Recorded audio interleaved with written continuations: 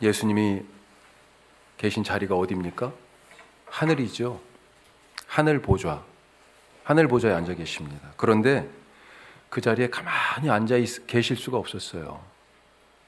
하늘에서 땅을 다 쳐다보니까요, 땅에서 일어나는 일들 그거 보고 그 자리에 계속 그 자리에 앉아 계시기가 힘드셨어요. 마음이 아팠습니다.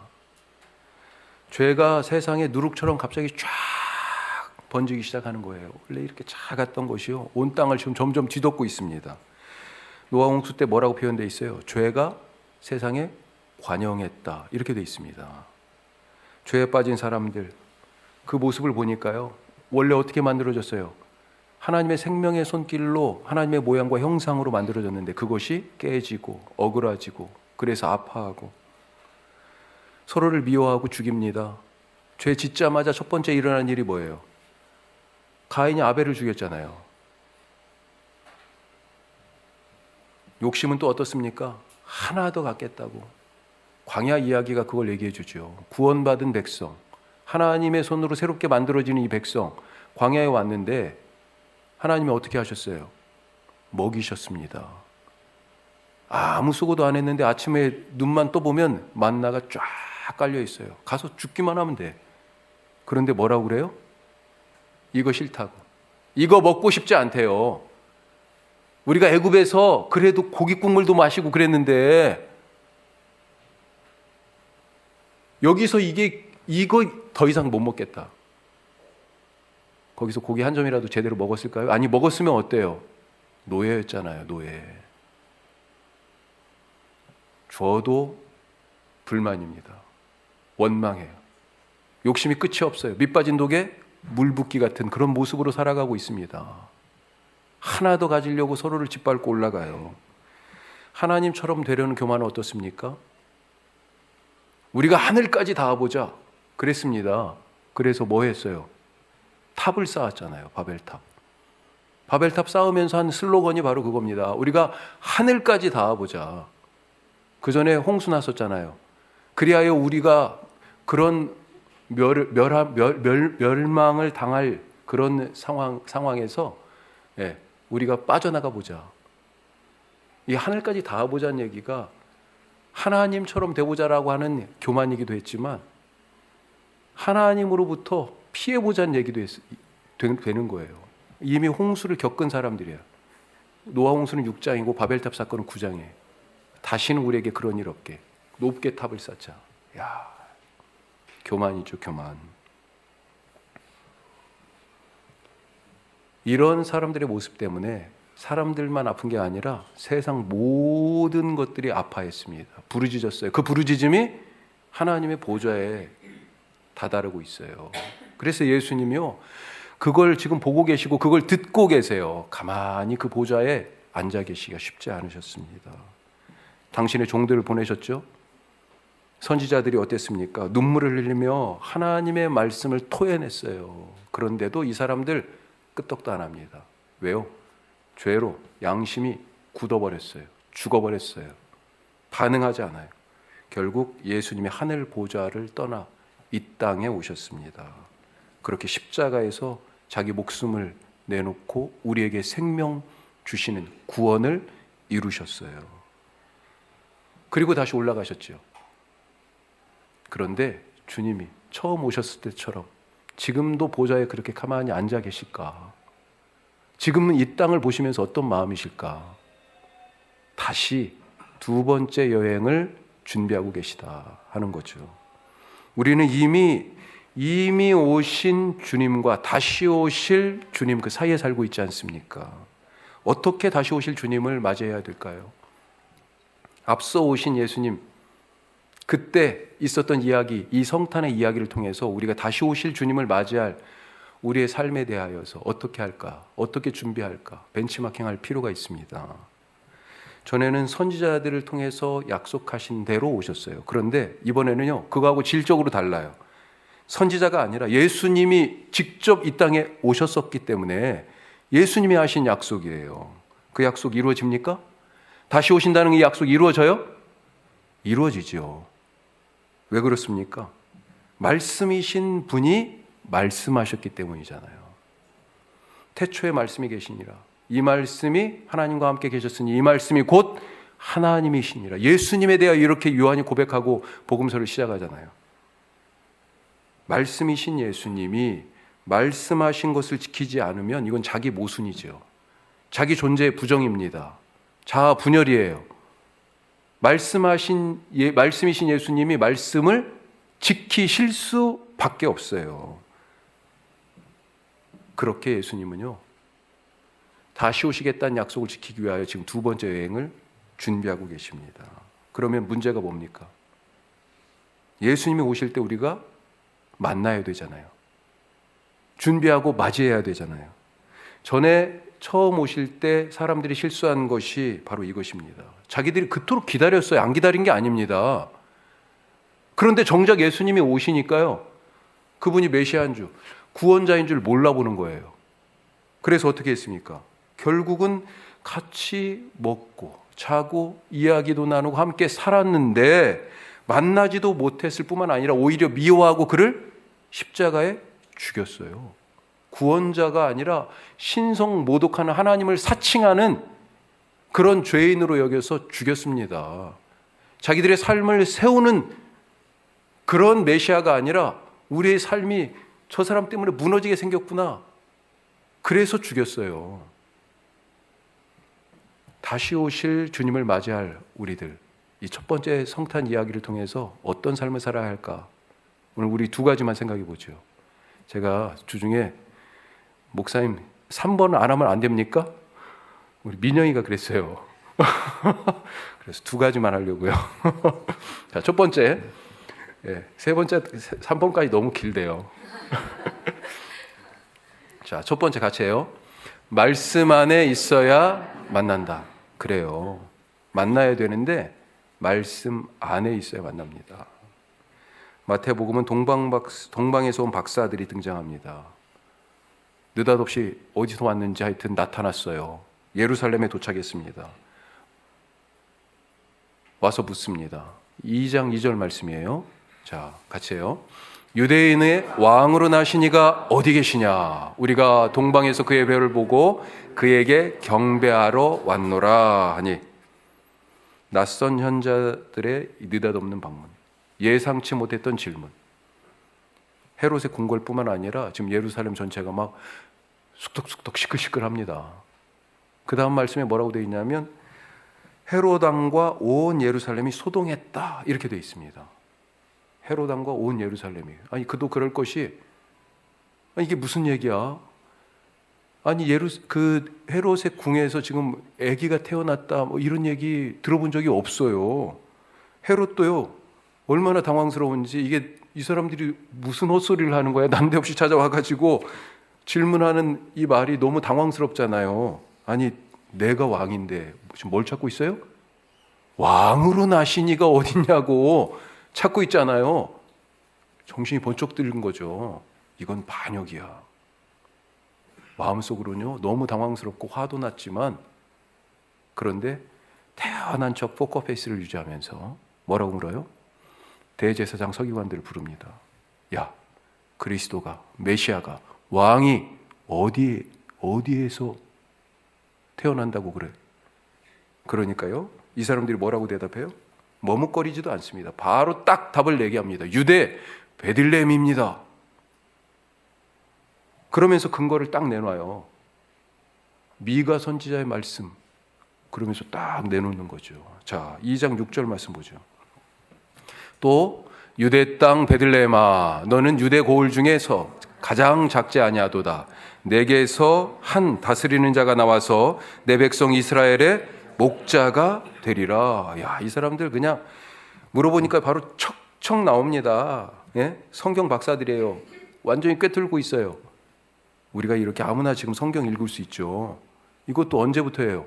종교개혁 때부터. 그전에는 라틴어 성경, 히브리 헬라어 성경도 아니고 라틴어 성경, 그걸 자국어로 번역을 못하게 했잖아요. 루터가 그걸 처음으로 독일어로 번역한 거 아니에요? 예.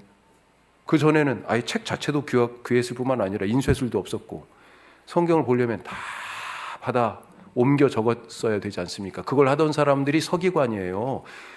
이 서기관들이 그래서 성경을 그렇게 알고 있고 암송하고 있고 꿰고 있었던 것입니다. 그런데 물어보자마자 그냥 답이 척척 나오고 시험지를 받아들자마자 그냥 쑥쑥 써내려가던 이 사람들 어때요? 예수님을 만나지 못합니다. 만나지도 못할 뿐만 아니라 찾아가지도 않아요. 알고는 있는데, 말씀을 아는데 믿지는 않습니다.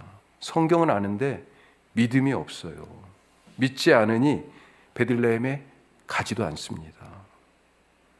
우리가 너무 잘 알잖아요. 누가 베들레헴 갔습니까? 동방에서 온 박사들. 이 사람들 유대인들도 아니잖아요. 이방인입니다. 자기 나라 왕도 아니잖아요. 그런데 와가지고요, 왕으로 나신 이가, 유대인의 왕으로 나신 이가 어디 있냐고 찾고 있어요. 누가복음에서는 누가 갔습니까? 예수님 나신 자리에 누가 갔어요? 누가복음에서는 목자들이 갔어요. 마태복음은 동방박사 이야기가 있고 누가복음은 목자들의 이야기가 있고요.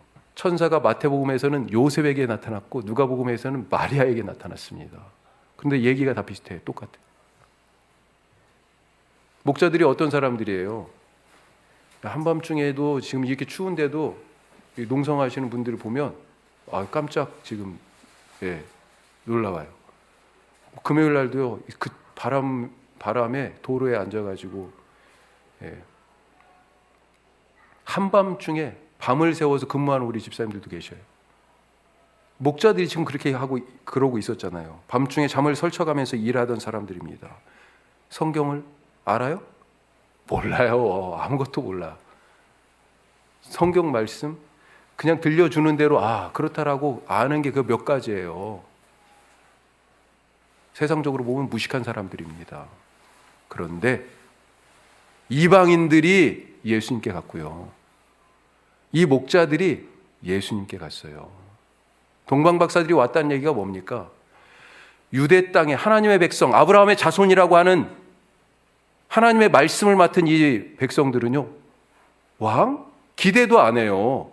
아니, 성경 말씀을 알고 있는데도 기대도 안 하는데, 이 어디에서 왔는지도 모르는 이 동방에서 온 이 현자들은 예수님을 경배했다. 이건 뭐예요? 나중에 구원의 사건이 어떤 식으로 펼쳐질 것인가, 그걸 사실 알려주는 말씀이죠. 목자들의 경배도 마찬가지예요. 복음서를 가만히 읽어보면 예수님이 가장 많이 하시는 말씀이 어떤 말씀이냐? 믿으라 라고 하는 말씀입니다. 잘 보세요. 모든 사건들에서 믿음에 대해서 얘기하세요. 로마의 군대 장교, 백부장이 자기 종 때문에 왔잖아요. 어떤 관계인지 모르겠지만 하여튼 너무 아끼고 사랑하는, 아파요. 그거 종을 위해서 예수님께 왔습니다. 고쳐달라고. 예수님이 가려고 그러니까요. 고쳐주시러 가려고 그러니까 뭐라고 그랬어요? 안 가셔도 됩니다. 나도 내 부하들한테 명령하면 시행하는데 예수님 그냥 말씀만 하셔도 나을 거예요. 그러니까 예수님이 깜짝 놀랐잖아요. 내가 이스라엘 중에서 이만한 믿음을 못 봤다. 이방인이 이런 믿음을 갖고 있어요. 그런데 제자들은 어땠습니까? 베드로 물에 빠졌잖아요. 그전에는 귀신도 쫓고 그랬었는데 예수님 없으니까 귀신 들리는 아들을 데려왔는데 못 고쳐가지고 못 쫓아가지고 쩔쩔매고 있었잖아요. 예수님이 와서 나중에 뭐라고 그러셨어요? 이 믿음 없는 자들아, 이 믿음 없는 자들아. 누구에게는 믿음이 크다라고 칭찬하셨고요. 누구에게는 믿음이 적다. 아니, 이 믿음이 없는 자들아 안타까워하시고 폭포게 하셨습니다. 예수님이 하신 가장 많은 말씀이 믿으라예요. 믿으라. 요한복음 말씀 한번 보죠. 이렇게 되어 있습니다. 내가 아버지 안에 거하고 아버지께서 내 안에 계심을 믿으라. 같이 해요. 그렇지 못하겠거든 행하는 그 일로 말미암아 나를 믿으라. 예수님이 말씀하셨잖아요. 내가 하나님의 아들이다. 나는 하나님으로부터 왔다. 하나님이 내 아버지다. 그러니까 뭐라고 그래요? 그 말 못 믿겠다 그런 거잖아요. 이 무슨 황당한 소리야. 하나님이 너희 아버지라니. 하나님을 참칭하는 신성 모독이라고 그러면서 안 믿습니다. 안 믿어요. 오히려 미워해요. 그러니까 예수님이 그래 말은 못 믿겠지만 그러면 무슨 일이 지금 일어나고 있는지, 하나님의 아들 구원자가 지금 여기 왔다는 증거가 예수님이 하시는 그 기적들을 통해 나타나잖아요. 내가 하는 일, 이 표적을 보고 그러면 믿어라. 아니 말은 못 믿어도 일어나는 일은 보고 믿을 수 있을 거 아니야. 지금 그런 말씀 아닙니까? 그런데도 사람들이 안 믿었어요. 나중에 어떻게 됩니까? 믿지 않는 것이 죄예요. 성령님이 오셔서 그것에 대하여 심판하신다고 하셨습니다. 이 다음 말씀 보세요. 자, 그가 와서 예수님이 가시고 성령님을 보내시는데 성령님이 오시면 무슨 일을 하시는지 말씀하시는 거예요. 그가 바로 성령님입니다. 같이 해요. 그가 와서 죄에 대하여, 의에 대하여, 심판에 대하여 세상을 책망하시리라. 죄에 대하여라 함은 그들이 나를 믿지 아니하며, 믿지 않는 것이 죄예요. 그것을 성령님이 책망하십니다. 믿지 않으면 예수님이 오셔도 지금 보니까 못 만나요. 그런데 그 믿음이 어디서 와요? 말씀에서 오네요. 말씀에서. 믿어야 만납니다. 그런데 그 믿음이 말씀에서 와요. 말씀 안에 있어야 믿습니다. 말씀을 사모하시기 바랍니다. 기도하자고 그랬는데 우리 지난주에 기도에서 시작된다고 모든 일이. 기도하신 거죠. 새벽 기도에 더 많이 오셨어. 집에서도 기도하셨죠. 나의 골방에 들어가셨죠. 말씀을 듣지 않고 어떻게 믿음이 생겨요? 듣지 않고 누가 믿으리오 그랬습니까? 그랬어요. 말씀을 들어야 믿어요. 믿음 있는 사람 되게 해주십시오. 비결이 뭐예요? 말씀이에요, 말씀. 두 번째로 같이 해요. 성령의 사람으로 살라. 구원이 뭡니까? 우리 구원받았잖아요. 구원이 뭐예요? 오늘 말씀에 나와 있습니다. 성탄절 때마다 제가 드리는 질문이에요. 천사가 요셉에게 와서 태어날 아기의 이름을 미리 알려주네요. 자, 21절에 뭐라고 되어 있습니까? 아들을 낳으리니 이름을 예수라 하라. 이는 그가 자기 백성을 그들의 죄에서 구원할 자다. 네. 자, 그런데 마태는 여기에 덧붙여서 이건 천사가 알려준 이름이에요. 마태복음, 이 마태가 이 이름 말고 이름이 하나 또 있다. 이 아기 이름이 알려주고 있습니다. 바로 뒤에 23절에. 이건 누가 한 얘기냐? 수백 년 전에 이사야가 이미 한 얘기예요. 구원자로 오실 아기 이름이 이렇다라고 700년은 됐어요. 그때 그 전에 이미 구원자가 되는 이 아기 이름을 알려줬어요. 자, 같이 읽어봐요. 보라, 처녀가 잉태하여 아들을 낳을 것이요 그의 이름을 임마누엘이라 하리라 하셨으니 이를 번역한즉 하나님이 우리와 함께 계시다. 아멘. 아기 이름이 두 개잖아요.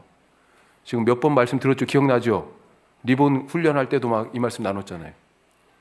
이게 무슨 말입니까? 아기는 하나인데 이름이 둘이에요.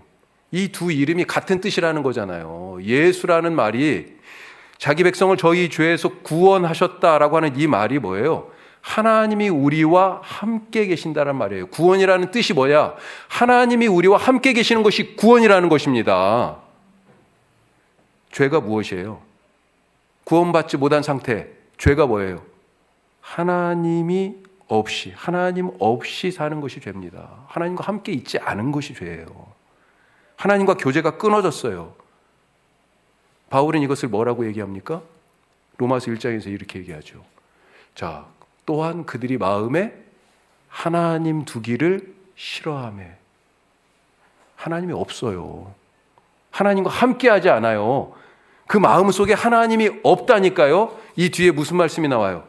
쭉 죄가 그냥 몇 절에 걸쳐서 쭉 나옵니다. 그리고 그 끝에 뭐라고 돼 있어요? 이런 일을 행하는 자는 사형에 해당한다 이렇게 말하고 있습니다. 예수님이 죽음을 주는 거예요? 아니에요. 믿지 아니함으로 그가 이미 심판을 받았다 이렇게 되어 있습니다. 죽음은 누가 줘요? 죄가 주는 선물이 죽음이에요. 죄의 삭은 사망이요. 죄가 주는 선물이요, 죄의 열매가 사망입니다. 하나님은 뭘 주세요, 우리에게? 하나님의 은사는, 하나님의 선물은 그리스도 예수 안에 있는 영생, 생명이니라. 하나님은 우리에게 생명을 주시는 분이고요, 죄는 우리에게 죽음을 가져다 줍니다. 왜 마음에 하나님 두기를 싫어해요? 교만해서 그런 거죠. 나 하나님 없어도 돼. 하나님이 없으니요, 그게 무슨 말이에요? 난 하나님 말씀대로 안 살 거야. 이게 뭐예요? 불순종이죠. 하나님 없는 사람의 모습입니다.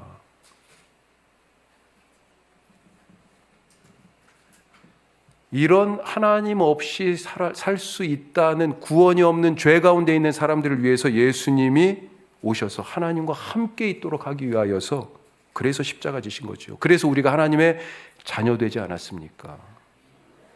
자, 이렇게 예수님께서 우리가 하나님의 자녀되는 길, 구원받아서 영원히 하나님과 함께 임마누엘로, 예수라는 이름으로 사는 그 길이 우리에게 열렸는데, 문제는 뭐예요?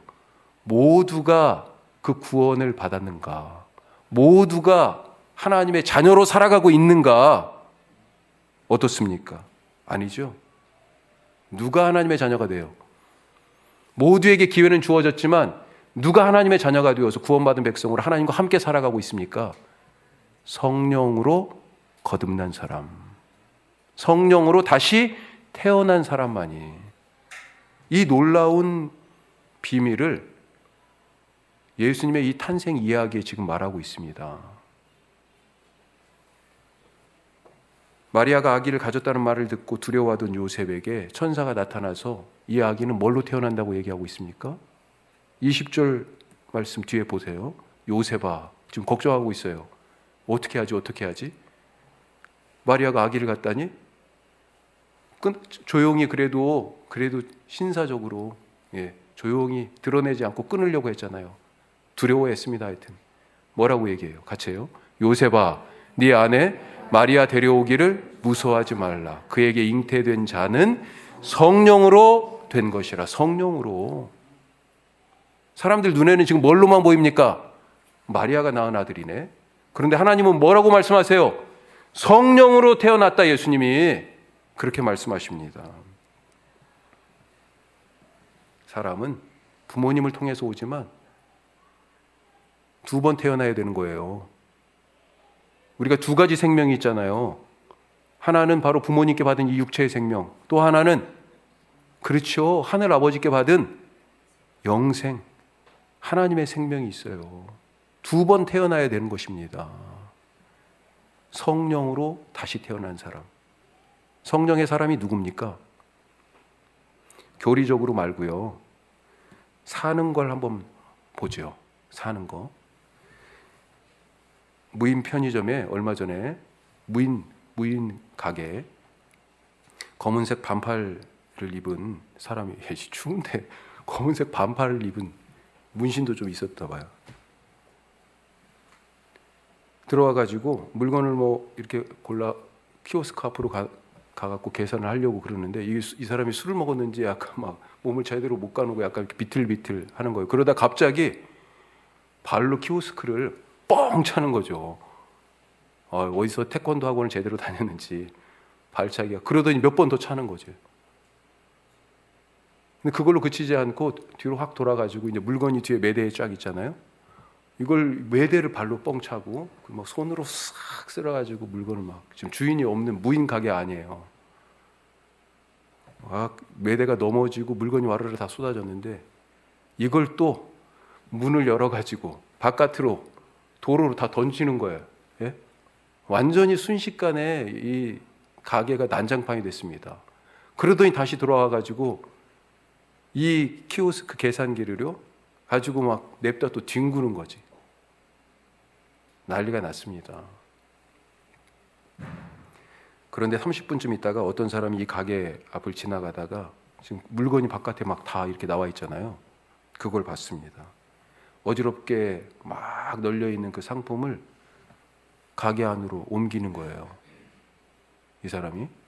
그러더니 안에서 막 이렇게 찾아보더니 주인 전화번호를 찾아가지고 주인한테 연락해서 상황이 지금 이렇다 알려주고, 그리고 다시 가게 밖으로 나가가지고 물건을 가게 안으로 다 옮겨주는 장면이 CCTV에 고스란히 찍혔습니다. 지난 16일 새벽 원주에서 있었던 일이에요. 예? 우리 동네에서 있었어요. 이 사람이 청년인 줄 알았더니 16살 학생이더래요. 우리 대림절 기간 동안에 읽었던 대림절 묵상집에 이런 이야기가 있습니다. 미혼모 엄마가 아기 정기 검진을 받으려고, 누가 도와줄 사람이 없잖아요. 예, 아기를 데리고 이제 가야 되는데 앱으로 택시를 불렀습니다. 그런데 사실 이건 이제 얘기 그 사이사이에 제가 생각해 본 건데, 아기를 챙기다 보면 사실은 시간에 딱 못 맞출 수 있잖아요. 아마 택시는 왔는데 뭐 그 사이에 하여튼 시간이 좀 지체가 된 거죠. 급한 마음에 아기를 데리고 이제 안고 막 택시를 타려고 계단을 내려가다가 계단에서 굴렀습니다. 엄마가 순간적으로 자기도 모르게, 나는 뭐 다쳐도 아기는 그런 마음이 있잖아요. 아기를 꼭 안고 굴렀어요. 감사하게도 아기는 말짱해요.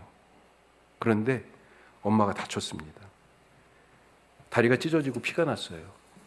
기다리고 있던 택시기사 아저씨가 이걸 보고 막 뛰어왔습니다. 아기 엄마를 부축하면서 괜찮아 괜찮아, 아빠보다 더 연세가 들어 보이시는데 괜찮아 괜찮아 계속 그러시면서 안심시키고, 아기 정기검진 받는 것보다 지금 엄마가 빨리 급하다 더, 그래서 응급실로 가자고 짐을 들어서 싣고 엄마와 아기를 데리고 가까운 병원 응급실에 데려다 주고요, 짐도 들어주고 접수도 해주고 심지어 의료진한테 잘 좀 치료해달라고 부탁도 하고, 택시비도 안 받고 그냥 그러고 갔어요. 나중에 이제 이 엄마가 치료받고 정신이 나서 앱에 전화번호가 있잖아요. 전화를 드렸습니다. 고맙습니다. 택시비 드려야 되겠다고. 안 받으신다는 거지. 아예 택시비 얘기는 하지도 않고, 너무 고맙다고, 무사한 거 알려줘서 고맙다고, 응? 잘 치료받았다니 고맙다고. 성령으로 거듭나 구원받아 하나님과 함께 사는 사람, 어떤 사람일까 생각해 봅니다. 이 이야기에 이분들이 예수를 믿는지는 모르겠어요. 하지만 최소한의 기준은 될 수 있지 않을까, 그렇게 생각합니다. 만약에 요셉이 아기를 가진 마리아 거절했다면 마리아 미혼모로 예수님 키웠어야 되잖아요. 안 그래요? 예수님은 성령으로 이 땅에 태어나셨습니다. 이것은 우리도 성령으로 분명히 다시 태어나야 하나님의 선물인 영생을 누리며 살아갈 수 있다는 것을 우리에게 가르쳐주는 대목이에요. 육신의 부모님 정말 소중하죠. 우리가 부모님 없이 어떻게 이 세상에 왔어요? 그래서 예수님께서도요, 십자가 위에서 끝까지 당신의 어머니 마리아 걱정하셨습니다. 너무 염려가 된 거죠. 그래가지고 그 옆에 누가 있었습니까? 마리아 옆에? 예수님의 절친, 제자들 중에서도 가장 사랑하는 제자 요한이 있었잖아요. 그래서 요한한테, 요한아 이제 네 어머니다, 마리아를 부탁하실 정도로 십자가 위에서 마지막 하신 말씀 중에 하나가 바로 그 말씀이잖아요. 효자셨어요, 예수님. 그런데 거기에서 그친 게 아니죠. 제자들에게 늘 뭘 말씀하셨어요? 진짜 우리 아버지가 있다. 하늘 아버지. 물과 성령으로 다시 태어나야 바로 하나님의 자녀가 되는 권세를 얻는다. 예수님이 어떻게 사셨어요? 십자가에서 자기 생명을 내주시면서 그렇게 우리 생명을 구원하셨고, 제자들의 그 발을 씻기면서, 이 발을 씻기면 이제 곧 이 유다 나가가지고 이 발로 걸어 나가가지고 예수님 팔 거 아니에요. 그런데도 끝까지 사랑하시면서 섬기셨습니다. 그렇게 죽음의 땅을 생명으로, 사랑으로 가득 채우셨어요. 우리가 어떻게 그런 예수님과 같은 삶을 살 수 있을까요? 성령이 아니면, 예수님이 성령으로 오셨잖아요.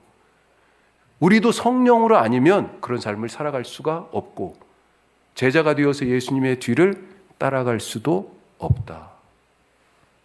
말씀 안에서 온전히 믿고 성령의 사람으로 사시기를 주님의 이름으로 축복합니다. 그래야 다시 오실 예수님 만나요. 제대로 만날 수 있습니다. 그 사람이 하늘 보좌를 떠나서 두 번째 여행 오시는 예수님을 만나 우리에게 이미 주신 구원을 완성하는 그런 영광의 사람이 될 것입니다. 기도하겠습니다.